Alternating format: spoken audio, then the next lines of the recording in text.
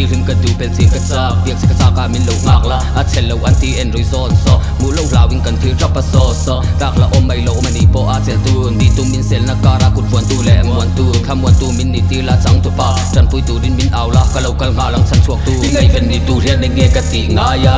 ka ta ni si lo chu ka ngai nga la thil lung a lua zo ril lu boy zo lai kum ka sala lung len hem nan ka mang in lim kha itel lo win ko har chu nga re ko var ma ka tu che ti mai ka tu ko pui in dei ma rem rem lai sei chan chin ni ting ka chang pon Maria te len chur fa pui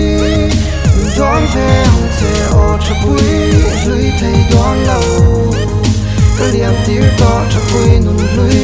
khang to che kan run loyan len dang thol chang bei la len dang si ra chang ha bei ro Maria te len chur fa pui don ve hong te o cha pui lui thei don lo liam tir to cha pui nun lui khang to che kan run loyan len dang thol chang bei la len dang si ra chang ha bei ro ngam lo takin hre tak chung in ka po don ngai tua man lo nei le nei lo ngai zong mi fa po san tin an leng zon tu tu thang thai mi van nei pakat aya tang khanga tu am ol tak tu mi tin regin an bom ron chiar mai lo la ka le ka ton ngui le chawa ka om la ya tam da mi tang kha lam mi ban la nang den chuak ko kwam tam i kia nga chuan poi te ka pan dam lam chen na la yan zon an zon her chuak se kan in ton ni thil bo zon tak ka zon che hi tu om na mi tang ken lo va chang vek tu ka kia ngai om lin par tang ka ngai lo ka ngai tua phak lo wa i om ngai lo i a chi li ve thengil ro ti tu ta na on san Maria te len chur fa pui don ve hong te o cha pui lui thei don lo liam tir to cha pui nun lui khang to che kan run loyan len dang thol chang bei la len dang si ra chang ha bei ro Maria te len chur fa pui don ve hong te o cha pui lui thei don lo liam tir to cha pui nun lui khang to che kan run loyan len dang thol chang bei la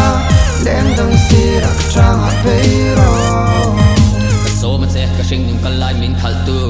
tak la oma ka oma min sel tu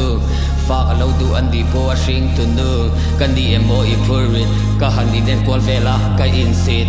siam tun thil moi chi tin re nga athua ka thin lungin lua ni le pot ka tin nu wa ka piak non an ngai zon ton sms ka thon zam pe thei kan di share in san le dan tok lo thiam Maria te len chur fa pui don ve hong te o cha pui lui thei don lo liam tir to cha pui nun lui khang to che kan run loyan len dang thol chang bei la len dang si ra chang ha bei ro Maria te len chur fa pui don ve hong te o cha pui lui thei don lo liam tir to cha pui nun lui khang to che kan run loyan len dang thol chang bei la len dang si ra chang ha bei ro